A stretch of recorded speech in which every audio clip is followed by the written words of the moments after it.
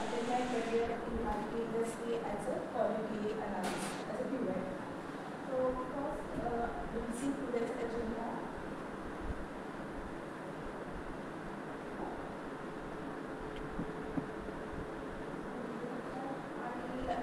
I will explain what actually I do in IT industry.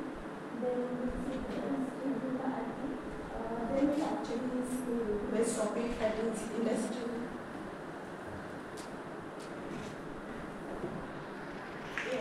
Industry 4.0 and industry technology, artificial intelligence, and AI tools.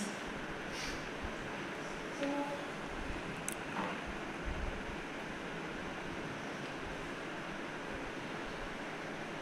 about my role, so I work as a quality analyst. But what actually I do to test the application. Application test म्हणजे काय तर developer आमच्याकडे application देतात आणि आम्ही ते actual flow taste करतो म्हणजे यूजर कसा यूज करेल डिफरंट टेस्ट केसेस.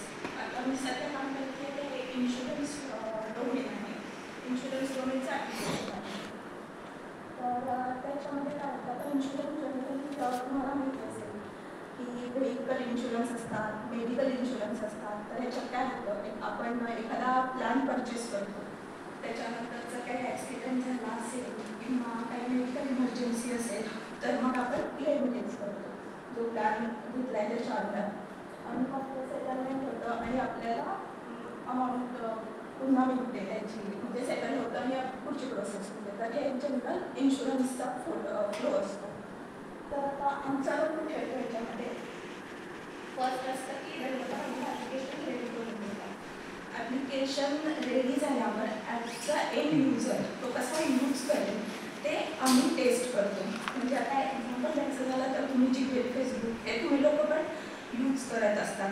तर तुम्ही त्याच्यात एखादं क्रेडेन्शियल रॉंग टाकलं, युजर आय डी सेम टाकला, पण पासवर्ड रॉंग टाकला तर ते तुमचं ॲक्टिवेट होत नाही किंवा लॉग इन पेज तुम्हाला येतं पण पुढचं होम पेज दिसत नाही. तर हे सगळे फ्लो असतात ते आम्ही चेक करत असतो.